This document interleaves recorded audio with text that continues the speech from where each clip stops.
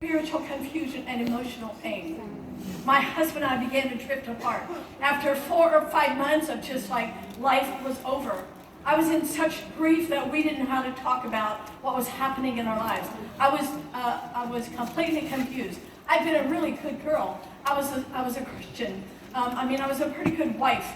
I was a decent mom with my 2 daughters, going to church every Sunday morning, Sunday night, Wednesday night, every night in between sometimes. I was doing it all right. But when this happened, I was totally confused. Why? Why did you let this happen to me? I went to see my pastor after about 5 months, and I was looking for help and for help, hope, and comfort. And before I left his office that day, he took advantage of me physically. And like Adam and Eve made a choice that changed their world, that day, I walked out of his office and I decided, I made a choice. I will never tell.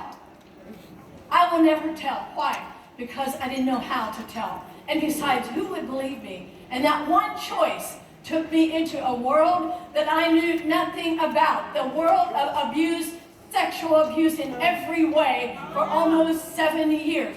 I went into the dark world and I stayed there because I didn't know how to get out. And life was over for me. But let me tell you the happy ending. One day I'm on my knees. How did I get here, Jesus? Why is this happening? I weigh 90 pounds. I'm falling apart from the inside out. Jesus came to me that day and he said, I want you to go and tell Jonas. I want you to go tell your husband about your life. I fought, I cried, I wept, my palms sweated, my stomach churned. I get my little pickup truck and I went to his shop. And I told Jonas 2 sentences I said to him. My simple confession. It's found in James 5:16. If you will confess one to another and then pray, then you'll be healed. If you want healing and freedom in your life, it starts with being authentic, real, honest. It starts with a one to another confession. We all pray on our knees and we talk to Jesus about it forever. But we have to take responsibility. And that day, I went to talk to my husband and I gave him that confession. And my chains began to break. I had no idea how life would be for me from that point on. But that one single confession changed the trajectory of my life. It changed my family's life. It changed my relationship with my husband. It changed my relationship with Jesus. And today I want to tell you, without that one confession to Jonas that day, there would be no Auntie Anne's today. Can you imagine a world without Auntie Anne's?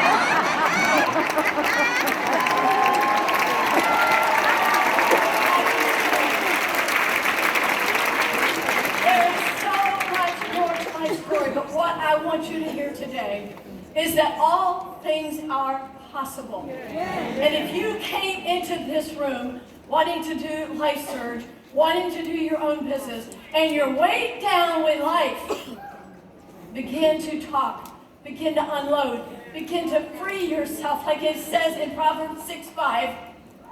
Go, oh wow, that line just left me.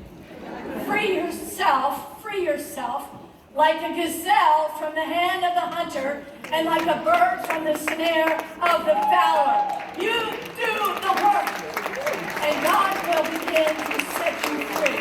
Because let me tell you, without that freedom in my life, there is no way that I could ever have become the woman that I am today, the woman in business, and the wife that I have enjoyed being with Jonas Byler for 54 and a half